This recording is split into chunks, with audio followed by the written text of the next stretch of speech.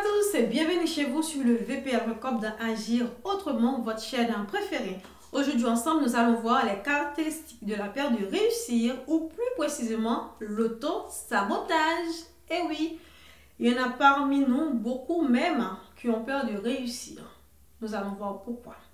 Premièrement, il y a ce qu'on appelle la procrastination. Tout le temps, oh j'aurai le temps, je vais faire ça demain.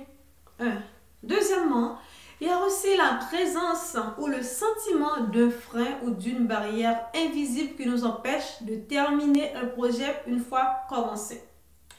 Je vais bientôt le terminer. Et puis le jour j'y arrive, on dit ah non c'est pas trop grave, je vais le faire demain, je vais le faire demain. Jusqu'à ce que le jour j'y arrive et puis on n'a rien fait.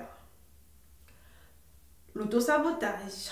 Troisièmement encore, on a cette conscience de ne pas utiliser toute notre capacité dans l'objectif d'atteindre notre projet. Oui, c'est comme si vous vous donnez à moitié.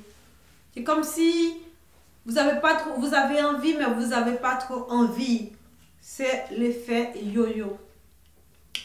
En plus, mes amis, il faut ajouter, on n'a pas vraiment le désir, on a peur, on dit si je réussis, j'ai besoin de faire ceci, c'est mon objectif, mais si je réussis, qu'est-ce que cela va changer dans ma vie? Est-ce que j'aurai toujours mes amis? Qu'est-ce que ma famille va penser de moi?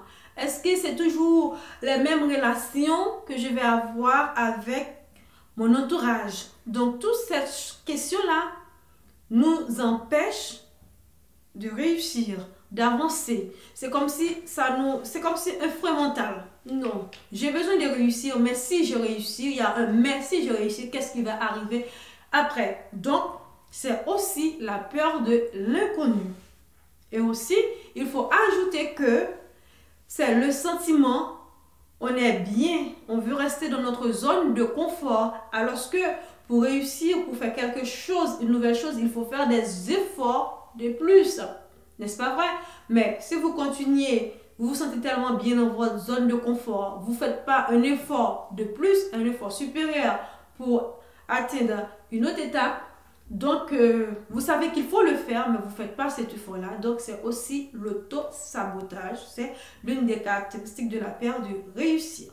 Aussi mes amis, il faut aussi ajouter qu'il y a ce qu'on appelle les fausses croyances. Par exemple, ceux qui réussissent, ce sont des gens qui trichent, ou dans mon pays, il n'y a pas moyen de réussir, ou par exemple, l'argent est sale, ou par exemple, les riches sont des voleurs, mais si, il y en a des riches qui ne sont pas des voleurs. Et l'argent, encore une fois, je ne vais pas cesser de le répéter, l'argent n'est ni propre, ni sale.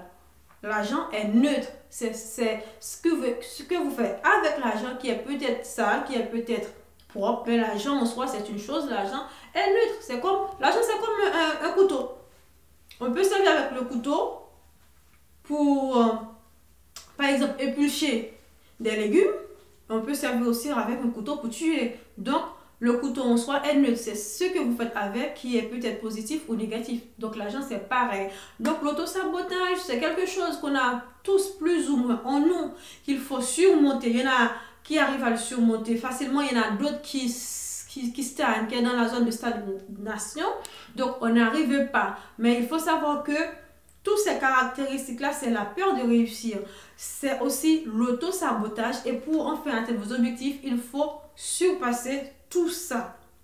Et aussi, il faut savoir que l'inconnu, il ne faut pas avoir peur de l'inconnu parce qu'on ne sait pas qu'est-ce qui va arriver. C'est peut-être une chose de bon ou de mauvais, mais on a toujours une leçon à tirer. Donc, il faut faire le nécessaire pour atteindre ce que vous voulez. Donc, comme on dit très souvent, petit sacrifice, petit résultat. Grand sacrifice, grand résultat. C'est comme les gens, parfois, qui travaillent dans une entreprise. Les gens qui font peu de choses, voilà, qui occupent un poste, voilà, qui est très peu valorisé. Et puis après, il y a les chefs, les directeurs, etc.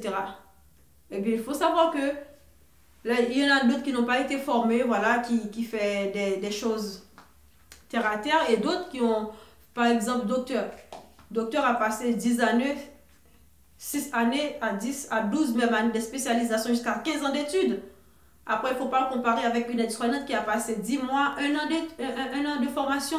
Donc, si la personne aide-soignante veut devenir docteur, il faut qu'il soit prêt à sacrifier, à faire 15-10 ans d'études. Donc, à un moment donné, il faut dire, voilà, petit sacrifice, petit résultat, grand sacrifice et grand résultat. Bon, c'était tout pour aujourd'hui, mais il faut surtout arrêter avec l'auto-sabotage. Il ne faut pas perdre de réussir parce que c'est l'avenir qui nous dira. Le reste, on ne peut pas deviner le futur. Au revoir, à très bientôt.